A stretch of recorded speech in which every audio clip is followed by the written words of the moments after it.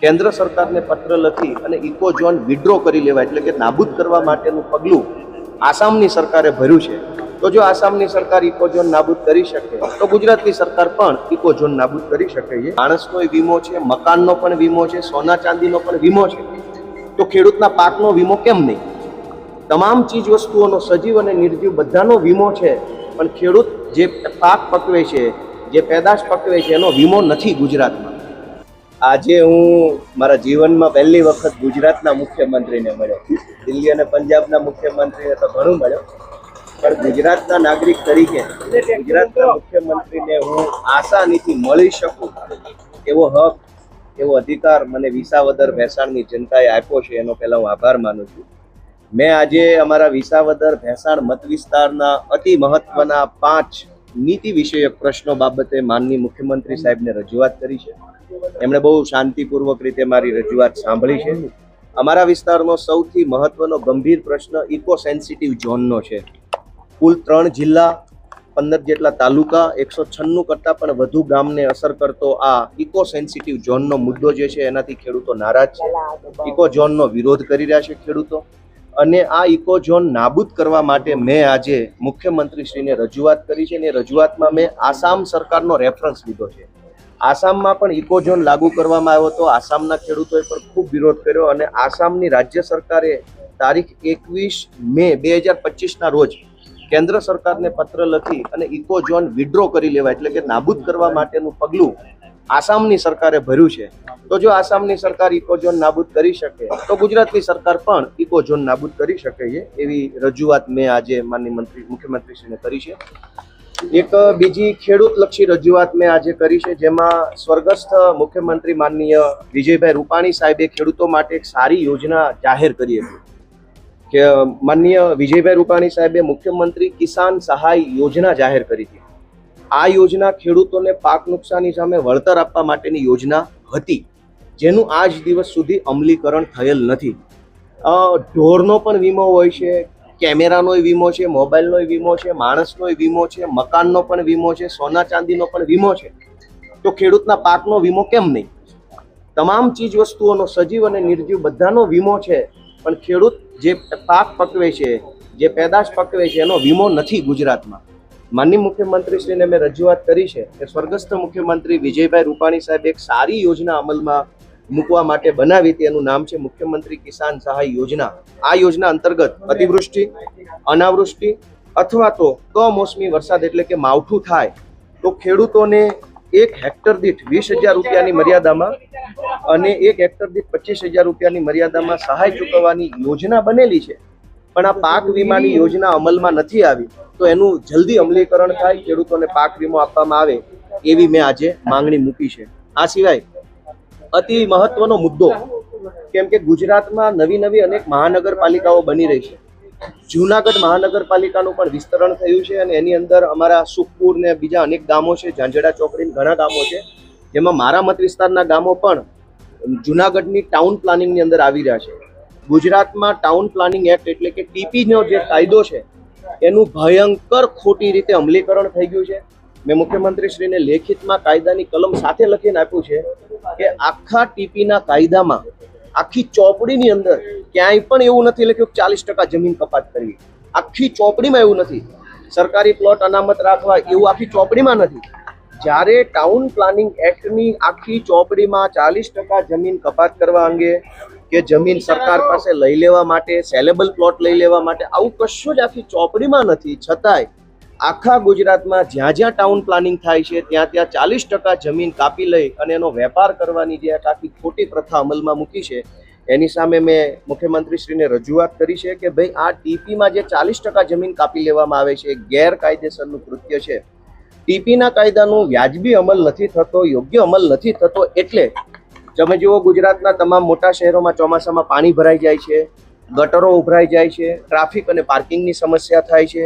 વર્ષો સુધી જે ટીપી ડ્રાફ્ટ ટીપી હોય એનું ફાઇનલ ટીપી બનતી નથી, એનું ફાઇનલ અમલીકરણ નથી થતું. અલગ અલગ જગ્યાએ ખેડૂતની મૂળ જમીનો એના કરતાં કોઈ અલગ જગ્યાએ ફાઇનલ પ્લોટ ફાળવવામાં આવે છે. વર્ષો સુધી કોર્ટ કેસ ચાલે છે.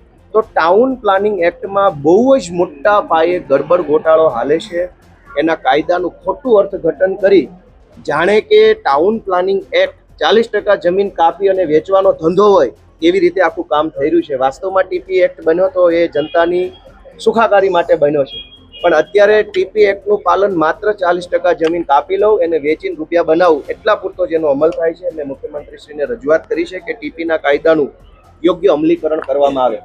આ સિવાય એક અતિ મહત્વનો ખૂબ જરૂરી વિષય મેં મુખ્યમંત્રીશ્રીના ધ્યાને મૂક્યો છે કે ગુજરાતમાં રિન્યુએબલ એનર્જી બિન પરંપરાગત ઉર્જાનું ઉત્પાદન વધી રહ્યું છે. સોલાર ફાર્મ અને વિન્ડ ફાર્મ પવનચક્કીઓની સંખ્યા ખૂબ મોટા પાયે વધી રહી છે, પરંતુ આ સોલાર ફાર્મ અને પવનચક્કીઓ ઉપર કોઈ પણ પ્રકારનો મિલકત વેરો લેવામાં આવતો નથી. કોઈ જમાનામાં નવા મોબાઈલ આવ્યા અને મોબાઈલના ટાવર આવ્યા ત્યારે મોબાઈલના ટાવર ઉપર પણ મિલકત વેરો લેવામાં આવતો ન હતો.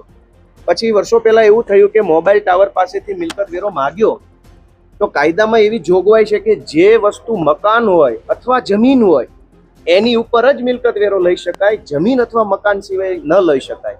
તો મોબાઈલનો ટાવર છે એ લોખંડનું એક સ્ટ્રક્ચર છે, એ જમીન પણ નથી મકાન પણ નથી. આવી દલીલ સુપ્રીમ કોર્ટમાં આજથી 15 વર્ષ પહેલા થઈ. સુપ્રીમ કોર્ટે માન્ય રાખ્યું કે કાયદાની વ્યાખ્યા પ્રમાણે મોબાઈલનો ટાવર છે એ જમીન અને મકાનની વ્યાખ્યામાં સામેલ કરવામાં આવે અને હવે આખા ગુજરાતમાં મોબાઈલના ટાવર ઉપર મિલકત વેરો લેવામાં આવે છે, પરંતુ પવનચક્કી અને સોલાર ફાર્મ ઉપર કોઈ મિલકત વેરો લેવામાં નથી આવતો.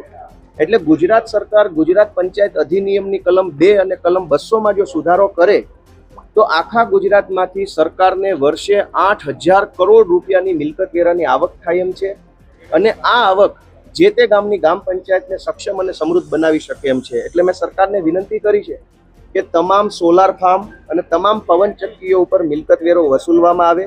જો મિલકત વેરો લેશે તો 8,000 કરોડ રૂપિયાની રકમ ગામની પંચાયતને મળશે. ગામની પંચાયત આર્થિક રીતે સક્ષમ બનશે, ગામની પંચાયતનું સ્વભંડોળ વધશે, આત્મનિર્ભર બનશે, લોકોનું કામ થશે અને સરકાર ઉપર પણ ભારણ ઘટશે. આ સિવાય છેલ્લો મહત્વનો જે તે ગામની ગ્રામ પંચાયતને સક્ષમ અને સમૃદ્ધ બનાવી શકે એમ છે. એટલે મેં સરકારને વિનંતી કરી છે કે તમામ સોલાર ફાર્મ અને તમામ પવનચક્કીઓ ઉપર મિલકત વેરો વસૂલવામાં આવે. જો મિલકત વેરો લેશે તો 8,000 કરોડ રૂપિયાની રકમ ગામની પંચાયતને મળશે, ગામની પંચાયત આર્થિક રીતે સક્ષમ બનશે, ગામની પંચાયતનું સ્વભંડોળ વધશે, આત્મનિર્ભર બનશે, લોકોનું કામ થશે અને સરકાર ઉપર પણ ભારણ ઘટશે. આ સિવાય છેલ્લો મહત્વનો વિષય મેં અમારા મત વિસ્તારના પશુપાલક માલધારીઓ માટે મેં મુખ્યમંત્રી સમક્ષ રજૂ કર્યો છે.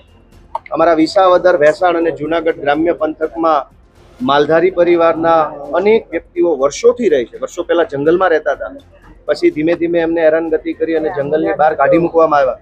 ત્યાર પછી તેઓ ભટકતું જીવન જીવવા મજબૂર બન્યા છે.